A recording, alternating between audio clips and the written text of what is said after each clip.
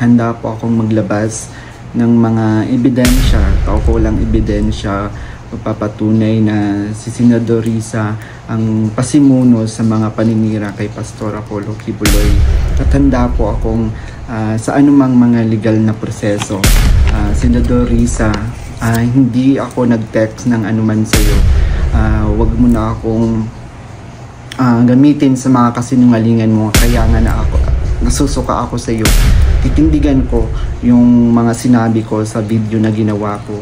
Bago natin ipagpatuloy yung video ni alias Rene Michael Maurilio ang pangalan niya. Ito yung star witness ni Senator Risa Hontiveros noong nililitis nila, inimbestigahan nila si Pastor Apollo Kibuloy. Kaya isang mapagpalang araw muna sa ating lahat mga kapatid, mga kababayan at mga Diyos.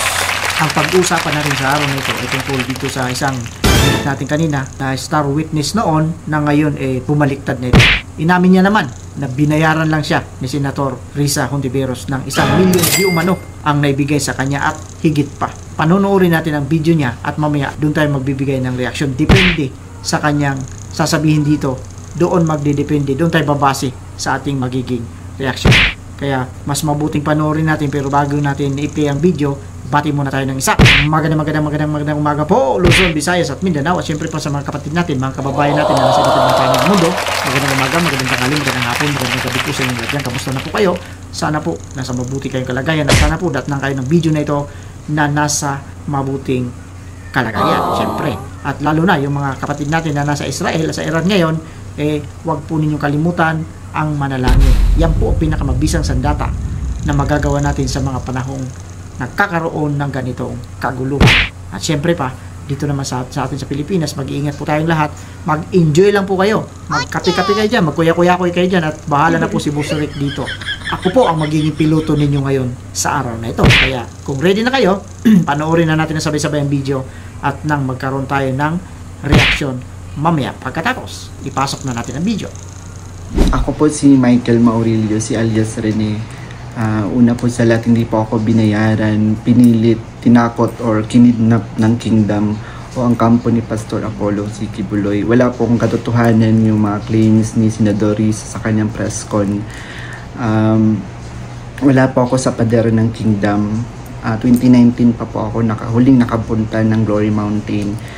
Ito lamang ay pamamaraan ni Senador Risa upang ako ay makuha ulit at patahimikin. Kusa po akong lumabas upang sabihin yung katotohanan. Handa po akong maglabas ng mga ebidensya, kaukulang ebidensya, papatunay na si Senador Risa ang pasimuno sa mga paninira kay Pastor Apollo Kibuloy. At handa po akong sa anumang mga legal na proseso. Senador Risa, hindi ako nag-text ng anuman sa iyo. Wag mo na akong gamitin sa mga kasinungalingan mo, kaya nga nasusuka ako sa iyo. Titindigan ko yung mga sinabi ko sa video na ginawa ko. Kusang loob ko itong ginawa para matahimik na yung konsensya ko. Uulitin ko po, hindi po ako binayaran, pinilit, kinidnap ng kingdom o ang kampo ni Pastor Apollo Kibuloy. Kung maalala ninyo, ito yung na-content natin nung unang lumabas itong alias Rene na ito. Tinawag pa natin itong ob syempre. Hindi tayo maniniwala dahil nga inamin niya mismo na siya ay bayaran. Pero habang tumatagal, nakikiramdam din tayo at nakikita natin sa mga social media, lumalabas talaga ito siya, at nakikita naman natin yung kanyang pagsasalita, spontaneous ang pagsasabi niya.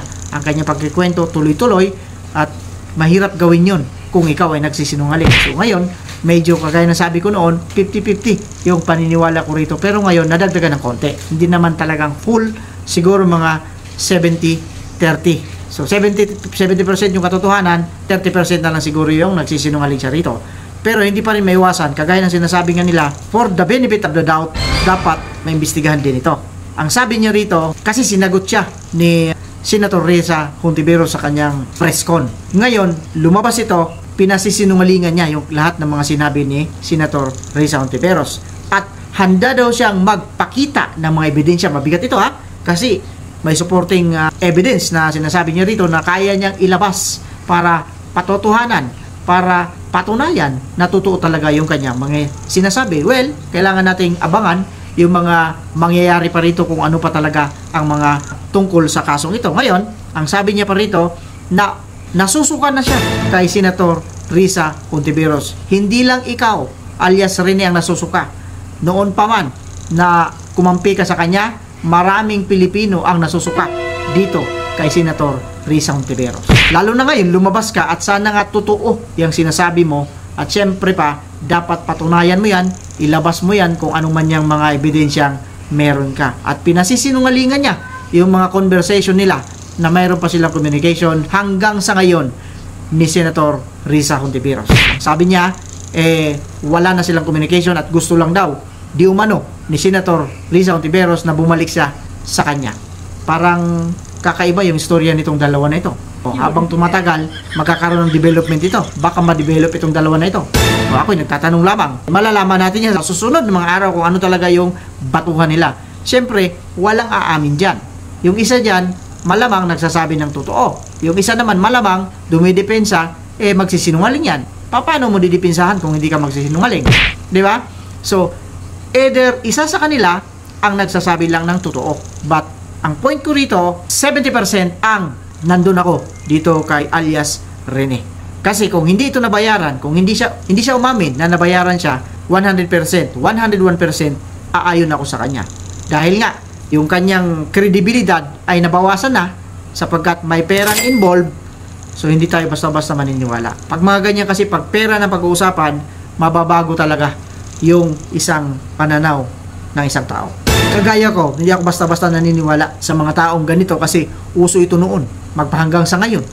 Pag may perang involved, ang pera po kasi, kaya nga tinawag itong money is the root of the evil. Dapat gamitin natin ang pera sa makatwiran, sa maayos na pamamaraan. Hindi yung pera ang gagamit sa atin. Baliktad yun, magkaiba yun. Kasi pag ikaw na ang ginamit ng pera, mawawala ka na sa iyong katinuan. Kung ano-ano na yung magagawa mo, kung ano-ano na naiisip mo. Pero pag ikaw ang gumamit sa pera at ginawa mo lang yung laruan ng pera na yan, makakapag-isip ka pa ng matino. With that, kagaya ng sinasabi natin dito, maraming salamat po sa mga subscribers natin, mga viewers natin, mga silent viewers, siyempre yung mga bashers, welcome kayo rito. Shoutout sa inyong lahat, mga ob-ob kayo. With that, kagaya ng sinasabi natin dito, ulit-ulit, mag-iingat po tayong lahat. Pwera lang sa mga taong ob-ob.